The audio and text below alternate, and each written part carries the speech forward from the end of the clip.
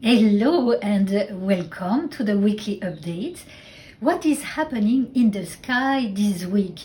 So this Wednesday on October 6th we had the new moon at 4 a.m. Pacific time. And if you want to know more about what was happening in the sky at that time, come join us Saturday today for the event that we are doing at 5 p.m. Fleur, miaud. Bon, anyway. So this week, what is happening is that this is the beginning of the waxing moon. It means that this is the good time to plant the seeds.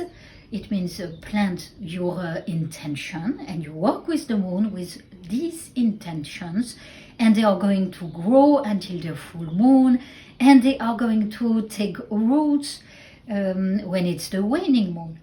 So this work takes a lot of willpower. You need to sustain the energy and be present. So it's a marvelous exercise at all levels. So you need to pause to find your positive affirmation that you are going to work with.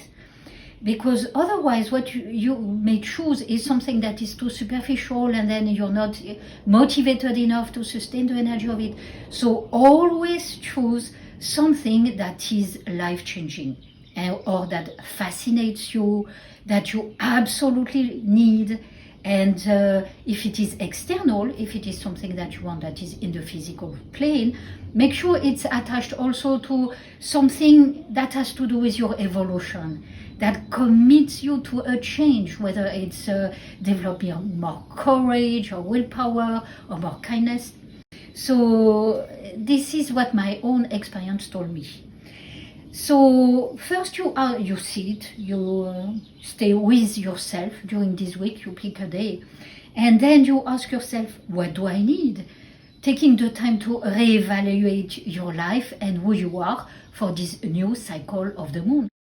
So you build energy in synchronicity with the phases of the moon. There are also other cycles, but the phases of the moon are so amazing. So let's start with the moon, and then we will work with the cycles of Venus or other cycles that are also incredible. So when you do that, this is not a small task, and it is not easy. You may forget what you were wanting to manifest. You may lose it along the way because you got distracted. But once you really know how to do it and you manage to sustain the energy, what happens? You have your destiny into your own hands. So this is very big. But we start small and we do what we can. And where we fail, it gives us a baseline of what we have to develop. Where we fall into unconsciousness, where we have resistance to bring awareness. So it's basically the essence of spiritual work, and it will give you spiritual enlightenment. So if you have any question, don't hesitate to ask me question on the community forum. I'm more than happy to answer any of your questions. I'm with you on this journey, and please share with me your experience. I live for it. I see you soon. Thank you. Bye-bye.